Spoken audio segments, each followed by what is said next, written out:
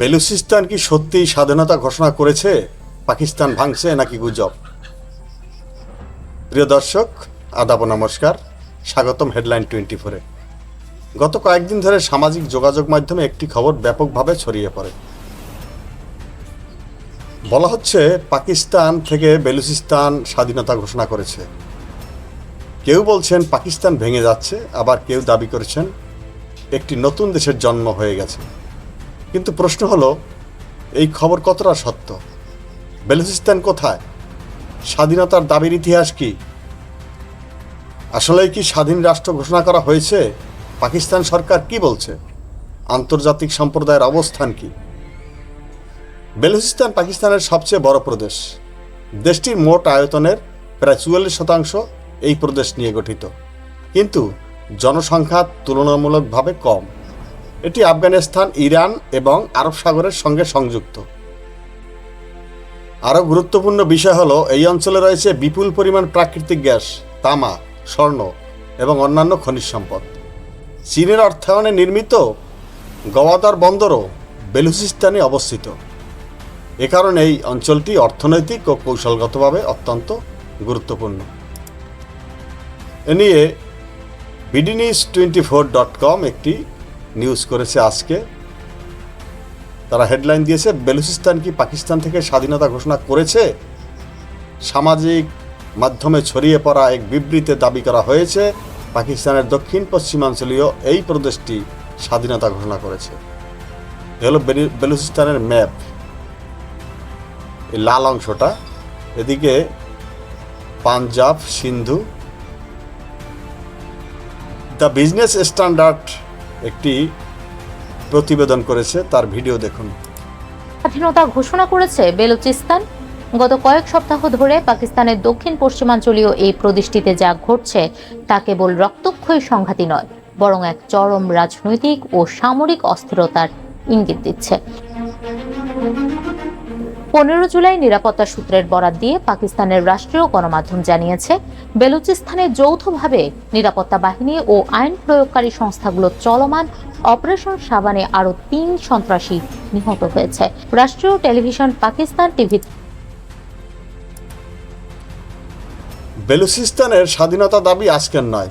1948 সালে পাকিস্তানের সঙ্গে যুক্ত হওয়ার পর থেকেই কিছু বেলুচ জাতীয়তাবাদী গোষ্ঠী স্বাধীনতার দাবি জানিয়ে আসছে। বিগত কয়েক দশকে সেখানে একাধিক সশস্ত্র বিদ্রোহ হয়েছে। বিশেষ করে বেলুচ লিবারেশন আর্মি BLA সহ কয়েকটি বিচ্ছিন্নতাবাদী সংগঠন পাকিস্তান সরকারের বিরুদ্ধে হামলা চালিয়ে আসছে। অন্যদিকে পাকিস্তান সরকার বলছে এগুলো সন্ত্রাসী সংগঠন এবং দেশের নিরাপত্তা বাহিনী নিয়মিত অভিযান চালাচ্ছে। অর্থাৎ বহু বছর ধরেই সেখানে সংঘাত চলছে। সম্প্রতি সামাজিক যোগাযোগ মাধ্যমে একটি চিঠি ও কয়েকটি পোস্ট ভাইরাল হয়।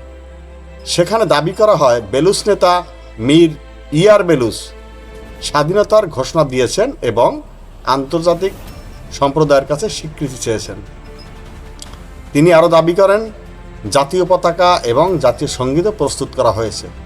এই খবর দ্রুত বিভিন্ন সামাজিক যোগাযোগ মাধ্যমে ছড়িয়ে পড়ে। কিন্তু এখানে একটি গুরুত্বপূর্ণ বিষয় রয়েছে।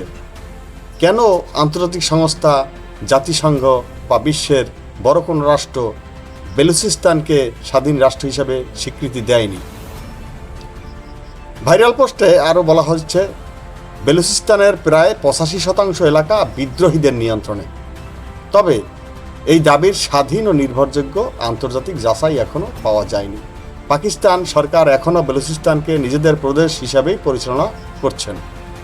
সেখানে প্রশাসন, সেনাবাহিনী এবং সরকারি কার্যক্রম চালু রয়েছে। অর্থাৎ বর্তমান তথ্য অনুযায়ী বেলুচিস্তান আন্তর্জাতিকভাবে এখনও পাকিস্তানের অংশ।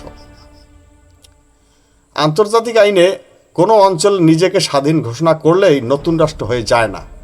সাধারণত কয়েকটি বিষয় গুরুত্বপূর্ণ: কার্যকর সরকার থাকতে হবে, নির্দিষ্ট ভূখণ্ডের নিয়ন্ত্রণ থাকতে হবে, স্থায়ী জনসংখ্যা থাকতে হবে, অন্যান্য দেশের স্বীকৃতি পেতে হবে। সবচেয়ে বড় বিষয় হলো জাতিসংঘ সহ আন্তর্জাতিক সম্প্রদায়ের স্বীকৃতি। এই মুহূর্তে বেলুচিস্তান কি সে ধরনের স্বীকৃতি পায়নি? সবশেষে বলা যায়, বেলুচিস্তান স্বাধীনতার দাবি নতুন নয়। সম্প্রতি একজন বেলুচ নেতার স্বাধীনতার ঘোষণা সামাজিক যোগাযোগ মাধ্যমে আলোচনার জন্ম দিয়েছে, কিন্তু এখন পর্যন্ত বেলুচিস্তান আন্তর্জাতিকভাবে স্বাধীন রাষ্ট্র হিসেবে স্বীকৃত নয়। পাকিস্তানও অঞ্চলটির ওপর নিজেদের প্রশাসনিক নিয়ন্ত্রণ দাবি করছে। তাই সামাজিক যোগাযোগ মাধ্যমে ছড়িয়ে পড়া তথ্য যাচাই না করে বিশ্বাস করার আগে অবশ্যই নির্ভরযোগ্য সংবাদ সূত্রে দেখা উচিত। আপনাদের কি মনে হয় বেলুচিস্তানের এই আন্দোলনের ভবিষ্যৎ কি হতে পারে? কমেন্টে জানান। আর ভিডিওটি ভালো লাগলে লাইক দিন, বন্ধুদের সাথে শেয়ার করুন, আর আমার এই ইউটিউব হেডলাইন 24 চ্যানেলটি সাবস্ক্রাইব করে পাশে থাকুন। সবাইকে ধন্যবাদ।